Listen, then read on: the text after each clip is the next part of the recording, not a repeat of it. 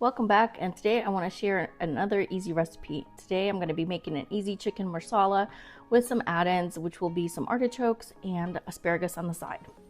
So let me walk you through my ingredients. This is going to be a more traditional marsala. Other than adding in the asparagus, I'm not really adding anything else that's unusual. So I'm going to be making it with skinless, boneless chicken breasts. I've already got them cut in half, and then I will also be pounding them down to a 1/4 inch thickness to make each breast even. And the thinner it is, the quicker and more evenly it will cook on the pan. I've got about a cup of flour already added in, salt and pepper, chopped up mushrooms, and chopped up artichoke hearts. I'm going to be just using your standard Marsala wine. Use any brand you like, and a 1/4 cup of red wine or sherry. I will have all the ingredients listed below and all the details below. So let's get started with the chicken. I'm using half of a Ziploc bag that I've cut in half, and I feel like this is a little thicker than just using a plastic wrap. That's, the saran wrap. The top part of that mallet has spikes. The spikes are meant to tenderize the meat, but I find that it actually rips up the bag or parchment paper or whatever you use to cover the chicken. So I just use the flat side.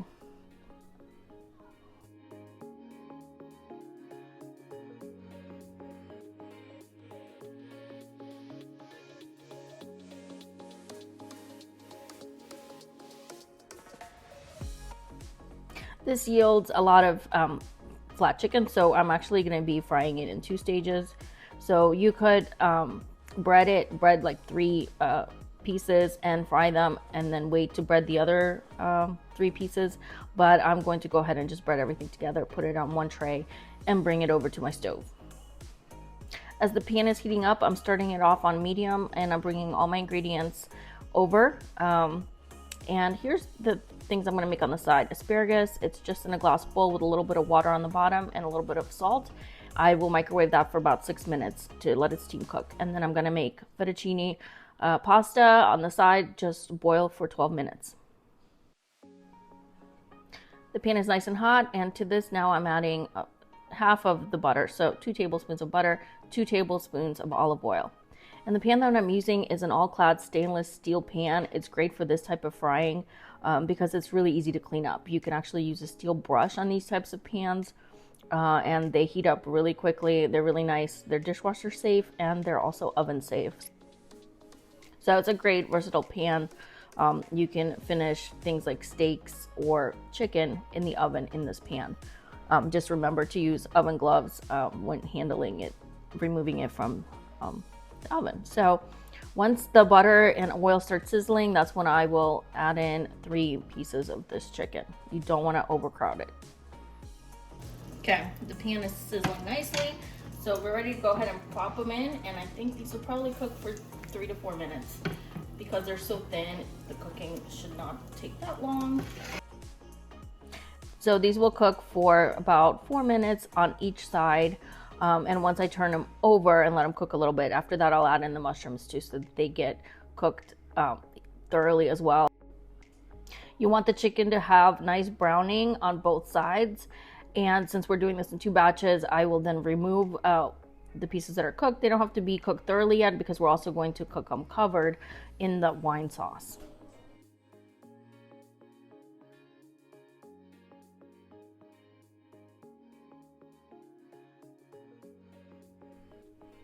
So I've transferred the first batch of the chicken into another pan and repeating the same steps, adding 2 tablespoons of butter, 2 tablespoons of olive oil. As you can see, the pan's already hot, so these are melting much quicker. And when you're placing the chicken into the pan, place it so that the butter and the oil are kind of going away from you, not towards you. You don't want it to splash. And just do it slowly so that it prevents splashing. We're going to repeat the steps, fry 4 minutes on each side, add the mushrooms into the sides of the chicken at the very end, stir around. You don't want any pieces sticking or getting too brown. Turn as needed. Okay, so to this, I'm adding in the first batch of chicken that we already fried. combining it all together. And on top of this, I'm going to pour in our Marsala wine and red wine mixture. You want to leave it on medium high until all of the sauce kind of reduces and turns into a nice gravy. So it could take anywhere 5 to 10 minutes depending on the heat in your pan and the heat of your stove.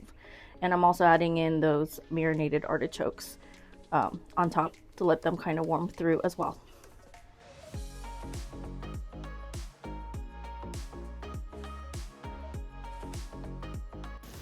Okay, this is reduced. I flipped each piece over again to make sure it's evenly coated.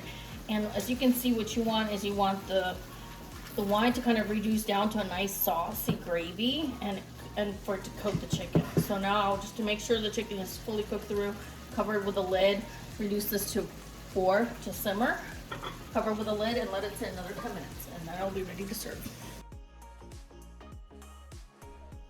It simmered for about 5 minutes and the sauce reduced enough and the chicken was cooked through enough to where I thought I could go ahead and take it off the heat at this point.